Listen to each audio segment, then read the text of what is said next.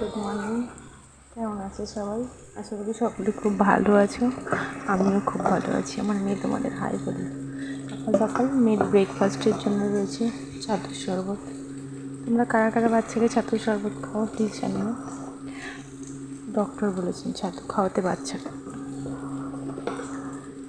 ছাতুটা পুরোটাই খেয়েছিল সকালবেলা, যতটুকু করা হয়েছিল। ফিনিশ করার পর সেটা ভিডিওতে দেখানো হয়, ভুলে গেছি। নতুন নতুন ভিডিও করলে যা। দেখো ছাতুটা আমি গুলে নিচ্ছি। ছাতুটাকে খাওয়াবো। ছাতু খাওয়া হয়ে গেছে। অনেকগুলো বাসন পড়েছিল, সকালের চায়ের বাসনগুলো সব ধুয়ে নিচ্ছি। বাসনগুলো মেজে ধুয়ে অনেক কাজ আছে। আজকে গরমও পড়েছিল বাবা, প্রচুর গরম।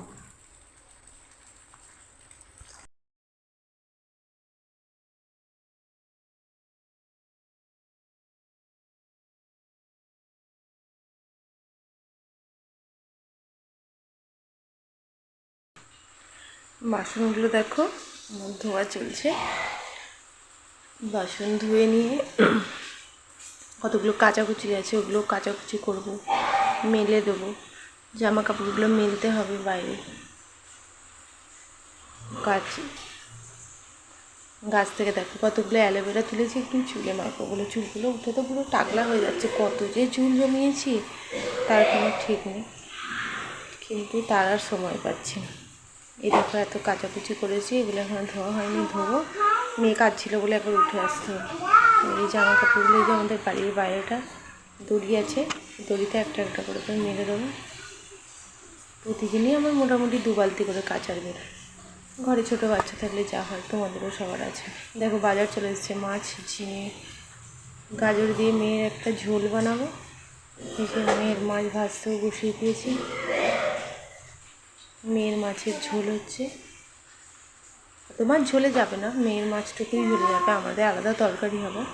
সব একসঙ্গে ভেজে তরকারিটা হয়ে গেলে শুধুমাত্র দিয়ে দিই। গরম দেখো কত ঘেমে গেছি, ওটাই তোমাদের ক্যামেরার সামনে এসে দেখাচ্ছি ঢং করে। দেখি মেয়ের মাছের ঝোল বসে গেছে। মেয়ের মাছের ঝোলে এটা কী দিলাম বলো তো? কুলেখাড়ার পাতা। রোজ রোজ দেওয়া হয় না, মাঝে মাঝে দিই, তবে দিই। প্রেগনেন্সিতে অনেক কুলেখাড়া খাওয়া যায়। আমার মেয়ে না গাজর খেতে খুব ভালোবাসে, জানো তো? এই তরকারির গাজরগুলো সব বেছে বেছে ওই খায়। গাজর খেতে ভীষণ ভালোবাসে। এই দেখো ওর ভাত রেডি করে নিয়েছি। ভাত, মাছের ঝোল সবটাই এনেছি, কেন গাজরগুলোকে বেছে বেছে তো দিতে হয়। আর এই যে মা আজকে ভাত পুরোটা খায়নি, ঝামেলা করছিল। মাছ গাজর খেয়ে পেট ভরেছে। ধন্যবাদ।